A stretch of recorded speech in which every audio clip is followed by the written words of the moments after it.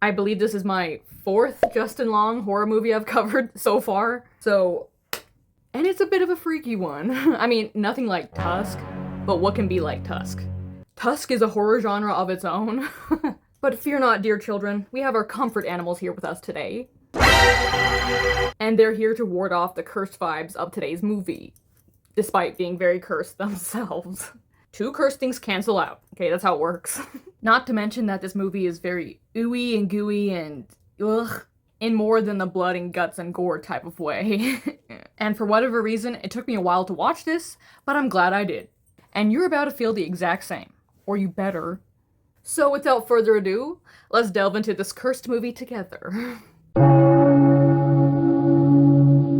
main protagonist in today's cursed movie is a woman named Christine, who works as a loan officer in a bank, which just might be the most boring job on planet Earth. But even as boring and tedious as her job sounds, she's frothing at the mouth for that juicy, delicious assistant manager position. Her main competition for that position being her new coworker, who's also a massive kiss-ass, named Stu.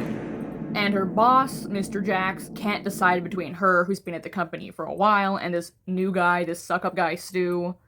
Really, Mr. Jax? So Christine's over here fighting to make the best impression possible.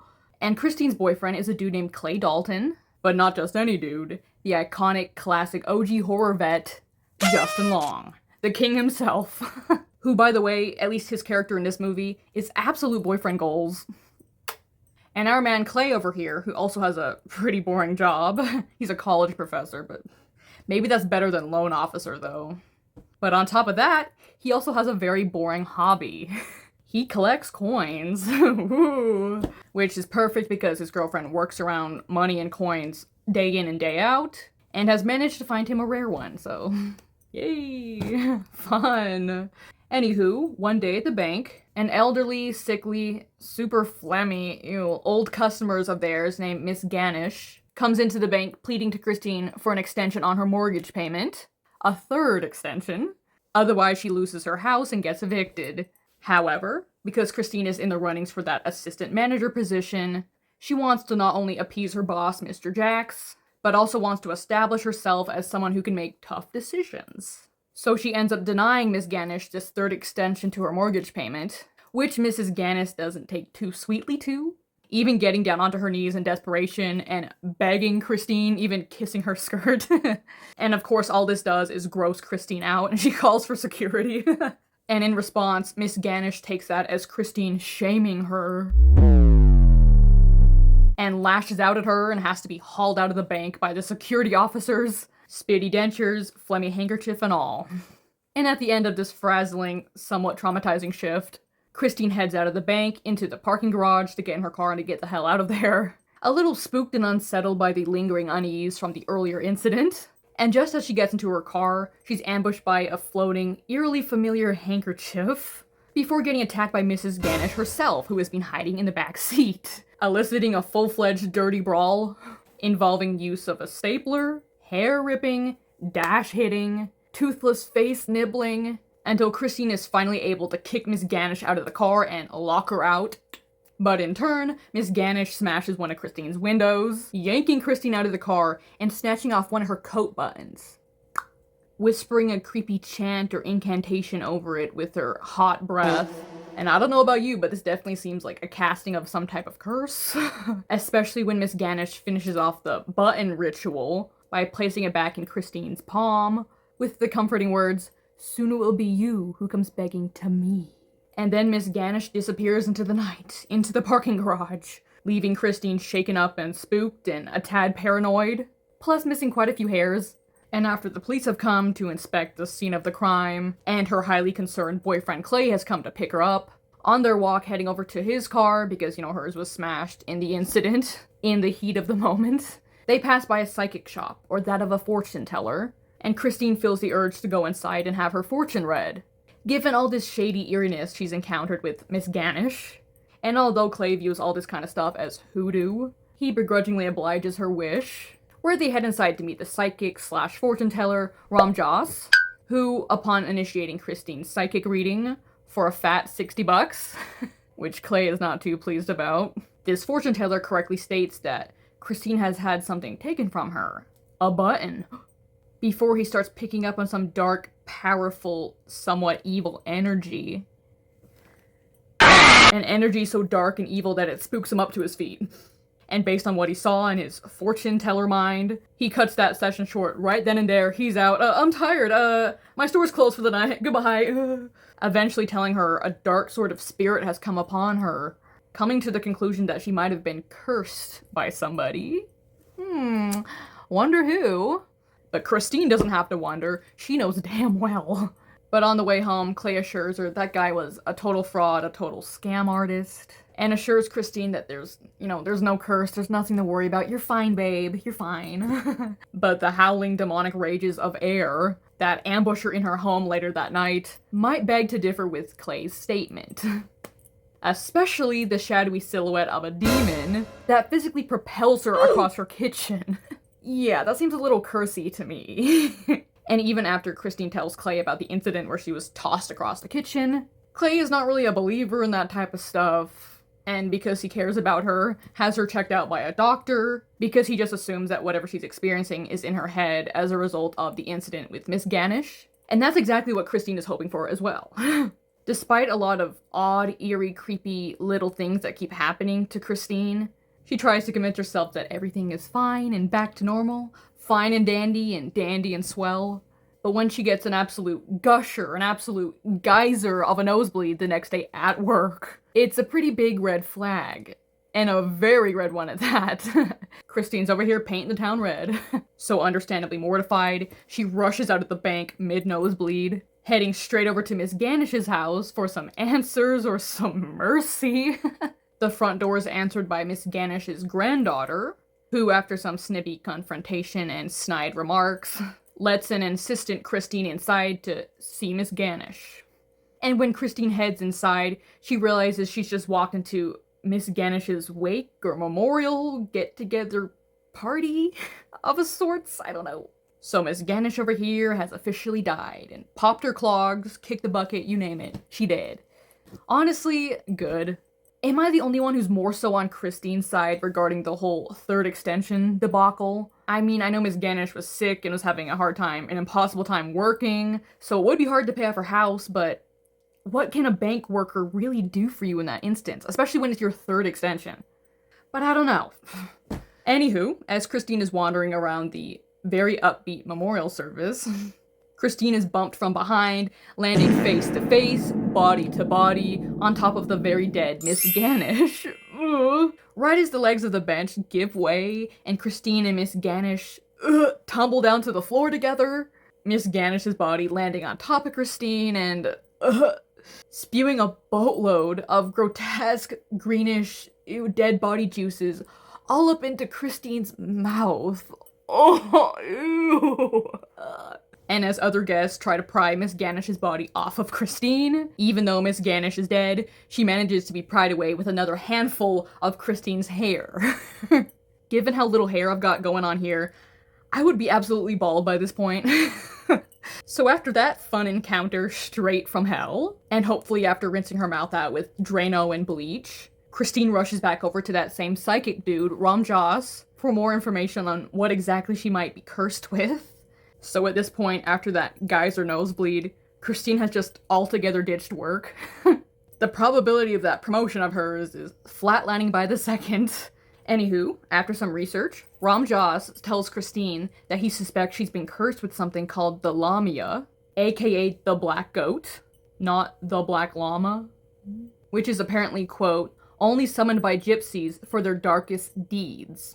Telling Christine that this Lamia will torment the victim for the first 3 days before actually coming for the soul of the owner of the cursed object.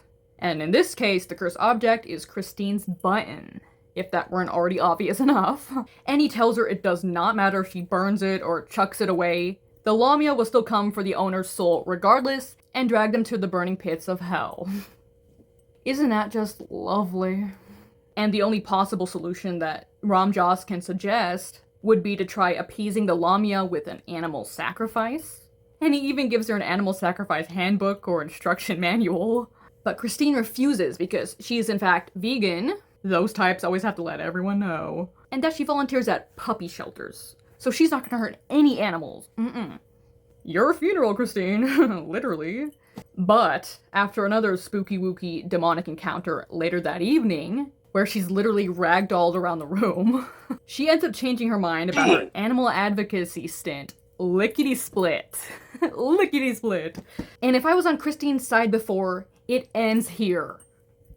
Because Christine over here, that selfless, loving animal advocate Christine, opts to use her own newly purchased baby kitten as the animal sacrifice to try and get the lamia off her back. The psychic literally suggested a chicken, and she killed her kitten? Not that I don't like chickens, because chickens have a place in my heart as well, but, you know, I hope the lamia finds you, Christine. And the worst part is that she doesn't bat an eye or shed a single tear, just killing her kitten and assuming this whole lamia mess to be all over now. Easy peasy, lemon squeezy.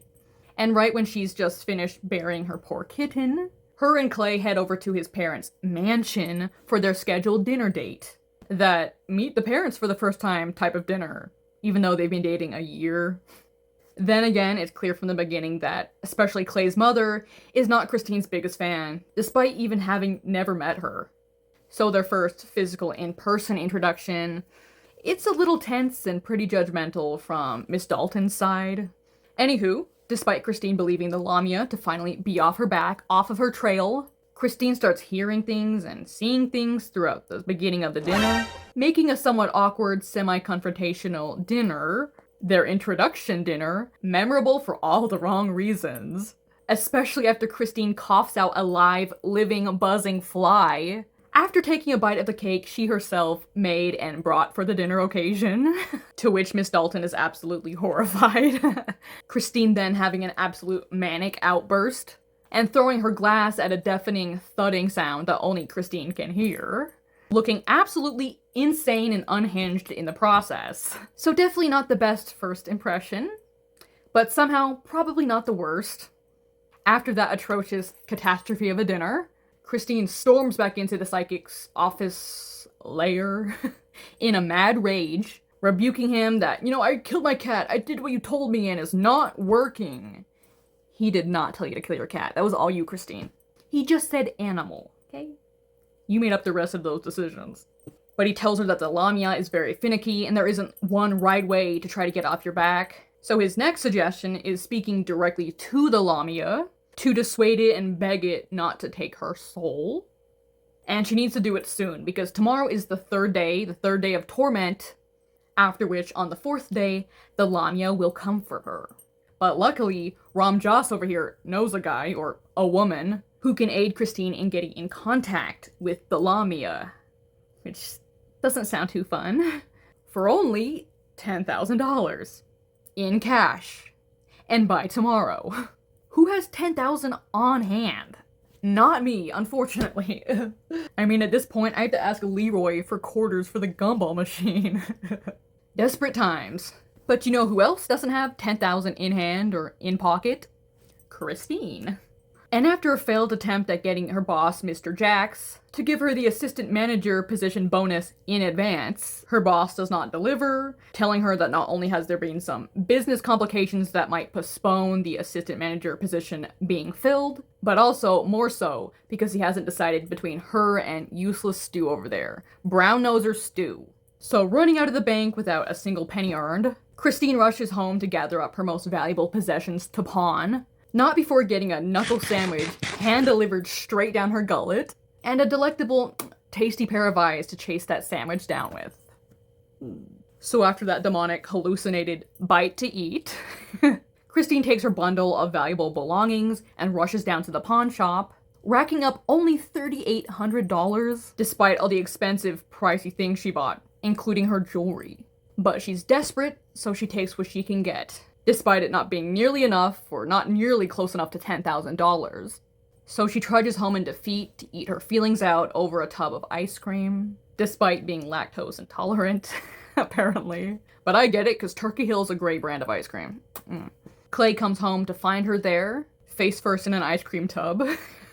How I like to end my evenings. And even though Clay is absolutely not a believer in any of this demonic stuff, He still loves his girlfriend and wants the best for her, telling her not to worry about it because he just went and paid Ramjas that $10,000. Now that is loyalty right there. Boyfriend goals. Ugh. So Clay Dalton to the rescue. Boyfriend of the year. You know what? Boyfriend of the century, after having watched Christian in Midsummer. Because he's ass. He's an ass boyfriend. Anywho, thereafter, per Ramjas's request, Christine heads into this spooky manor house by herself after Clay drops her off. Clay just driving away. I guess that's what Christine told him to do, so. Once Christine is inside that haunted-looking manor house, Ramjas introduces her to the medium, a woman named Sean Sandina. Someone who has had a personal experience or encounter with the Lamia itself many years back. An encounter where apparently a young boy's soul was taken by the Lamia in that very house. Probably that very room. So this house seems like such a special place. And since then, Sean Sandina has been waiting for a chance to destroy the demon once and for all. And now here it is. Tonight's the night. Now that Christine has this dark passenger after her, it gives Sean Sandina the perfect opportunity. So they all sit down at a very spooky table before a very cranky goat is dragged into the room and chained to the table. Sean Sandina explaining that once the spirit of the Lamia has entered into herself, she explains that Christine needs to put the medium's hand on the goat, which will force the Lamia into the goat, after which this other dude, the guy who dragged the goat into the room, a guy named Milos, will stab and kill the goat, poor goat, therefore killing the Lamia inside. Or at least they hope so. So all four join hands, Sean Sandina beginning an eerie song, chant, incantation to summon the Lamia in, as Christine and Ramjas are in the background reciting over and over again, "I welcome the dead into my soul." And at first they only attract some benign, unsettled spirits, and after the medium shoos them away and banishes them out of the room, that's when the main event, the demon of the hour, makes an appearance. Ooh. The Lamia straightaway possessing the body of Sean Sandina, demanding Christine's soul to feast upon. And despite the Lamia's very intimidating presence and vehement insistence for a taste of Christine's soul, Christine manages to grab the medium's hand and place it on top of the goat's head, transferring the Lamia into the goat's body. Again, poor goat. Where the now possessed goat starts talking and cursing at Christine for tricking it, while the medium is over there passed out. And as the now demon goat is spitting its vitriol and cursings at Christine, Milos then rushes over with his blade to stab the goat and kill it, but ends up missing its head and accidentally cutting the now demonic animal free, where it then immediately chomps down on Milos's hand. The spirit of the Lamia now inside Milos himself, and while hovering and floating up in the air, the Lamia-Milos hybrid then whips out a triumphant jaunty jig, setting the table beneath him ablaze, and telepathically hurling a chair at Ramjas as he tries to exorcise the demon from Milos. And now Christine is temporarily on her own against the Lamia, who, out of the kindness of his black demon heart, returns Christine's cat to her by barfing up its dead body onto the floor at Christine's feet. Safe to say that Christine's sacrifice did not appease the Lamia, and as the Lamia is about to move in and munch and chomp on Christine's soul, the medium, who has just regained consciousness, starts banishing the Lamia back to hell, which actually works. And everyone present ends up a-okay. For at least a couple seconds, because the medium, Sean Sandina, starts going into cardiac arrest right then and there, and honestly, if I experienced even an iota of that, I'd be doing the exact same, probably worse. But unfortunately, Sean Sandina dies on the spot. Rest in peace. And you know, while Christine feels sad that the medium died, she's over here relieved as hell, like, finally the Lamia's gone, oh, what a relief. Until Ramjas over here slaps her across the face with a reality check, metaphorically of course, telling her that the Lamia is still in fact on her heels, still after her. All the medium could do was temporarily banish it from the room, not end this whole Lamia ordeal. Ramjas reminding Christine that this is indeed her last night before the Lamia comes for her. Womp womp. But this is where Ramjas reveals a plan C. The Lamia is technically coming for the owner of the cursed object. So he tells Christine if she makes a gift of it and gives it or gifts it to someone else, she'll subsequently be giving the curse away and passing it on to that person, rather than herself. And the reason Ramjas didn't tell her this earlier, because it's a horrible fate to just casually pass on to someone. Too cruel of an act, and he didn't want to be an accomplice to it, but I guess at this point, desperate times. All Christine needs to do is officially and formally gift the button to a person, and give them a warning about the potential negative fate that could befall them if they receive this gift. But honestly, no one would really take that seriously, so it's possible. After that cheery night of events and that failed demon killing, Clay comes to pick Christine up from that scarring summoning ceremony, asking her if this whole ordeal is finally over for her, to which she responds, "It's over." Despite the white envelope in her lap holding that evil cursed button that she needs to gift to someone ASAP. But as they're driving home in the dark, an old man, who appears as Miss Gannish to Christine, wanders out into the middle of the road like he owns the damn place, prompting Clay to have to screech the car to a halt to miss hitting him, which sends that white envelope holding the evil button onto the floor of Clay's car, which is messy and paper-strewn. And the old guy has the audacity to tell them off. Entitled much? But when they arrive home, Christine realizes that the white envelope with the evil button is no longer in her lap, and frantically searches along the paper-strewn floor until she finds it. Hallelujah. Crisis averted. And apparently, her and Clay are headed to Santa Barbara that very next morning for a getaway weekend type of trip, and Christine needs to meet him at the train station at 7:30 a.m. So she needs to make this button gifting a real quick endeavor. Like that night. So she heads to a late-night diner to find her unsuspecting victim, settling on just calling her traitorous pain-in-the-ass coworker Stu over to the diner so that he can be the official button receiver. And she forces Stu to come to the diner under the threat of telling their boss how he undermined the bank by sneaking a very important loan file to another bank, two-faced and shady as hell. So of course Stu hauls his ass over there. But when that traitorous, brown-nosing, panicking pain-in-the-ass finally shows up, she doesn't have the heart to give that curse to his sniveling, pathetic self, and tells him to just forget it and get lost. Get lost. Go! But now Christine is back to square one. That is, until she glimpses a picture of Miss Gannish in the obituary section of the newspaper. Light bulb moment. And despite how late into the night it is, she quickly takes her idea back to Ramjas to see if it's even possible to gift a dead person the button. And after a tidbit of spur-of-the-moment research, Ramjas tells her that he actually thinks it might be possible, since it's believed that the soul lives on after the body is dead, so Christine can technically gift Miss Gannish's soul the button still. And that's all Christine needs to hear.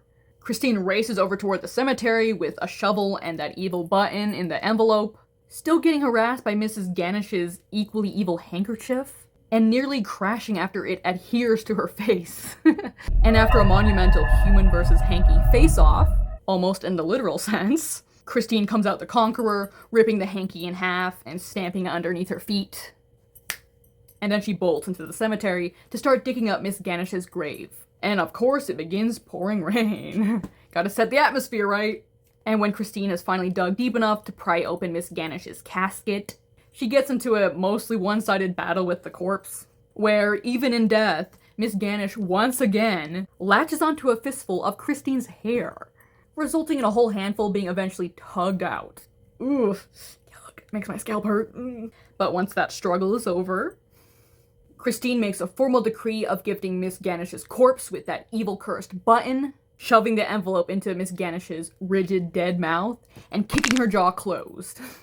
Right as the grave begins filling up with rainwater. And very quickly. A little too quickly, if you ask me. But no one did, so. Deed finally done, curse officially passed on, and back to the originator, really. The Lamia will now come for Miss Gannish's soul, wherever it is. Then again, it might already be downstairs, if you know what I mean. But then Christine realizes that she can't climb her way out of the grave. It's crumbling and flooding way too much to get any foothold to step out. So with the water in the grave now risen up to chest level, Miss Gannish's corpse floats up to the surface, pushing up against Christine and flipping Christine out, right as Miss Gannish's massive headstone tumbles into the grave, bonking Christine on the head and knocking her out.